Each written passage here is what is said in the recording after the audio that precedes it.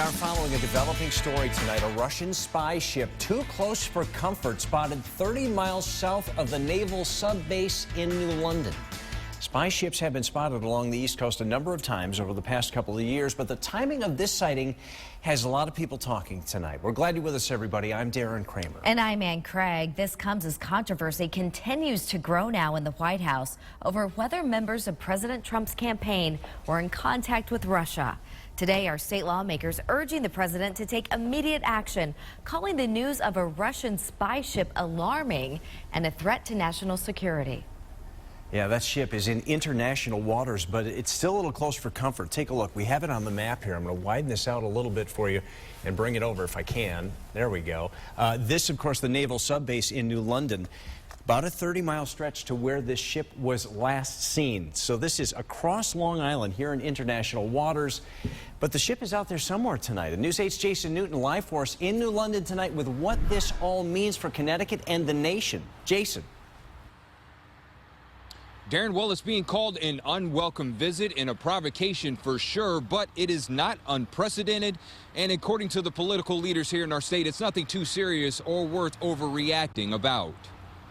The Russians are watching the new London Naval Sub base in Groton from 30 miles offshore, but it appears to be business as usual from the outside looking in. It's a nuisance, but it's certainly not a threat to the area. Congressman Joe Courtney represents all of eastern Connecticut and says there's really no immediate fears for our state. And I have a lot of confidence that we've got a team that's in place to make sure that everybody's safe and that the work that's going on there is going to continue. Senator Chris Murphy sits on the Foreign Relations Committee and condemned the Russian move. In a statement, he calls this part of a series of aggressive actions by Russia that threaten U.S. national security and the security of our allies. President Trump and his administration must end their silence and immediately respond to these threats to our national security.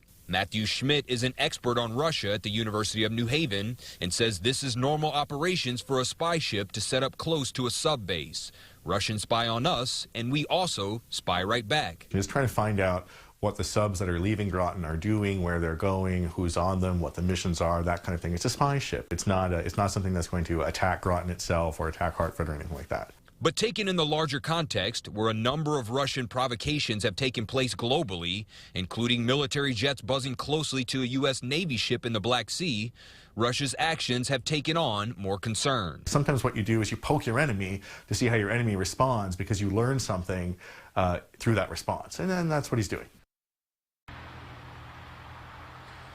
And so we found out that the name of that Russian ship is the Viktor Leonov. And again, it is 30 miles offshore, so it is well into international waters.